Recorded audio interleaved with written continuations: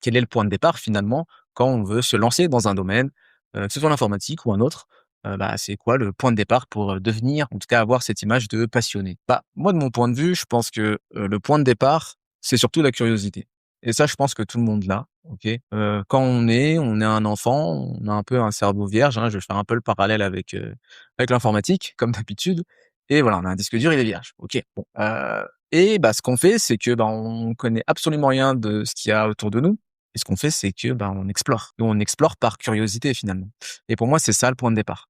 Le point de départ, c'est la curiosité qui, là, pour le coup, c'est inné en tant qu'être humain. Quand on est, forcément, on se pose des questions, on est intrigué par ce qu'il y a autour de nous et on explore les choses et pour moi, c'est ce que les gens doivent faire, tout le temps finalement, que ce soit quand ils sont plus jeunes ou même plus âgés, pour toujours stimuler cette curiosité, cette envie et découvrir de nouvelles choses et donc pour devenir passionné, même si à titre personnel, j'aime pas ce terme-là, il faut être curieux. C'est la première des choses et si vous regardez l'informatique, à chaque fois, on vous dit ça. À chaque fois, on vous dit qu'un des skills, une des compétences qu'il faut pour bosser dans ce domaine, c'est la curiosité et voilà, je vous dirai pas le contraire.